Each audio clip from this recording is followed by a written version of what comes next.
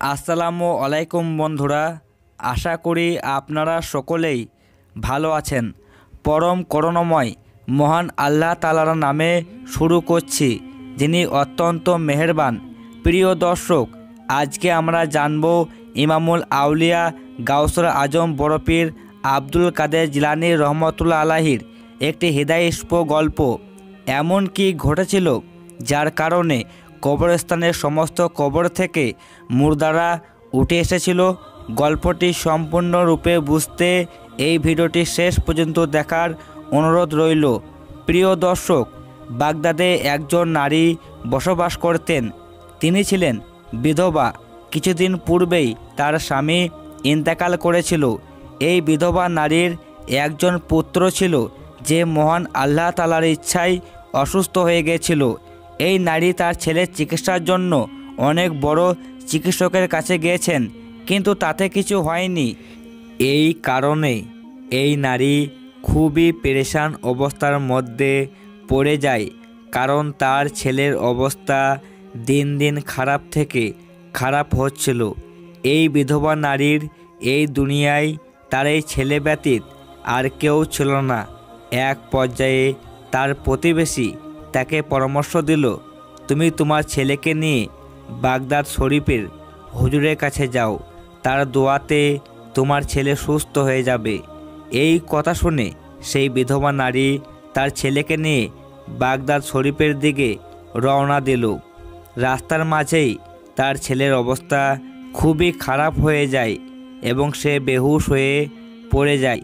পথে একজন পথিক সেই বিধবা নারীকে জিজ্ঞেস করল, আপনি কোথায় যাচ্ছেন? জবাবে সেই নারী বলল, আমার ছেলে খুবই অসুস্থ, তাকে সুস্থ করতে আমি বাগদাদ শরীফের হুজুরের নিকট যাচ্ছি, কিন্তু দুর্ভাগ্যবশত আমার ছেলের অবস্থা রাস্তার মধ্যেই খারাপ হয়ে গিয়েছে। তখন সেই পথিক বলল, আপনি সাহস হারাবেন না, কোনোভাবেই আপনার ছেলেকে নিয়ে বাগদাদের হুজুরের নিকট চলে যান, কোনো না কোনো সমাধান হবেই, আর আপনি খুশি মনে আপনার বাড়িতে ফিরতে পারবেন। কারণ বাগদাদের হুজুর মহান আল্লাহ তাআলার একজন নেক বান্দা এবং তার দোয়ার ওসিলায় অনেক মানুষ শেফা পেয়েছে। এরপর সেই বিধবা নারী তার ছেলেকে নিয়ে বাগদাদে পৌঁছায়। যখন সে বাগদাদ শরীফে যায়, তখন তার ছেলেকে দেখে হুজুর বললেন, হে মহান আল্লাহ তাআলার বান্দি, এখন তোমার ছেলের জন্য আর কিছুই করার নেই, কারণ তোমার ছেলেকে মহান আল্লাহ তাআলা তার নিজের মর্জিতে তার কাছে নিয়ে গেছেন। এখন তুমি শুধুমাত্র আল্লাহ তাআলার ওপর ভরসা করে থাকো আর এই সিদ্ধান্তকে মেনে নাও। কিন্তু এই কথা সে বিধবা নারী কোনোভাবেই মানতে পারছিল না। সে চিৎকার করে কাঁদতে থাকে। সেই সময় সেখানে খুব সুন্দর একটি বাচ্চা আসে। সে এসে বিধবা নারীকে জিজ্ঞেস করে, তুমি কাঁদছো কেন? সুন্দর বাচ্চাটিকে দেখে বিধবা নারী বলতে থাকে, তোমাকে আর কি বলবো, তুমি তো অনেক ছোট একটি বাচ্চা। এরপরেও সে বিধবা নারী তার সামনে উপস্থিত থাকা সে ছোট্ট বাচ্চাটিকে তার সমস্ত ঘটনা খুলে বলে, যেন হুজুরের দোয়ায় সে সুস্থতা ফিরে পায়। কিন্তু এখানে পৌঁছানোর পূর্বেই তার ছেলে রাস্তায় জ্ঞান হারিয়েছিল এবং এই অসুস্থতায় তার ছেলেকে মৃত্যুর মুখে নিয়ে গিয়েছে। এই কথা বলে বিধবা নারী কান্না করতে শুরু করে এবং বলতে থাকে, আমি আমার ছেলেকে ছাড়া কি নিয়ে বাঁচব? এই কথা শুনে বাচ্চাটি বলে উঠল, হে হুতারামা, আপনার ছেলে মারা যায়নি, সে এখনও জীবিত রয়েছে, দেখুন সে সত্যিই জীবিত। বাচ্চাটির কথা শুনে বিধবা নারী আবার তার ছেলের দিকে ভালো করে তাকালো এবং সে তাকিয়ে দেখতে পেল তার ছেলের শ্বাস চলছে এবং তার ছেলে ধীরে ধীরে হাত পা নাড়াচ্ছিল। তখন সে বিধবা নারী অবাক হয়ে সুন্দর বাচ্চাটিকে জিজ্ঞেস করল, আমার মৃত পুত্র কিভাবে জীবিত হলো? কারণ সে তো আমার সামনেই প্রাণত্যাগ করেছিল, এটি কিভাবে সম্ভব? নাকি আমার পুত্র শুধুমাত্র অসুখের কারণে বেহুশ অবস্থায় ছিল? তখন সে সুন্দর বাচ্চাটি জবাব দিল, মহান আল্লাহ তাআলার হুকুমে আপনার পুত্র আবার জীবিত হয়েছে। আপনার ছেলে অসুখের কারণে বেহুশ হয়নি, বরং সে এই দুনিয়া থেকে চলে গিয়েছিল। আপনার কষ্ট আমার সহ্য হয়নি, তাই আমি মহান আল্লাহ তাআলার কাছে দোয়া করেছি আর বলেছি, ইয়া মহান আল্লাহ তাআলা, আপনি দুঃখী মায়ের কষ্টকে লাঘব করে দিন এবং আপনি তার কলিজাকে ঠান্ডা করে দিন। এই বিধবা নারী তার পুত্রের মৃত্যুকে কোনোভাবেই মানতে পারছেন না। আপনি তাকে সুখী করে দিন। আপনি সব কিছুই করতে পারেন, আপনার জন্য কোনো কিছুই অসম্ভব নয়। আপনি চাইলে সব হতে পারে। দুয়ার ওসিলায় মানুষের তাকবীর পর্যন্ত বদলে যায়, আর আপনি তো সকল ক্ষমতার মালিক। আপনি চাইলে তার সমস্ত সুখ তাকে ফিরিয়ে দিতে পারেন। আপনি এই ছেলেকে পুনরায় হায়াত দিন।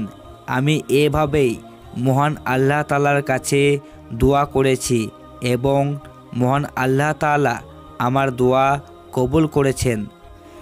এখন আপনার পুত্র আপনার নিকট সহি সালামত অবস্থায় রয়েছে।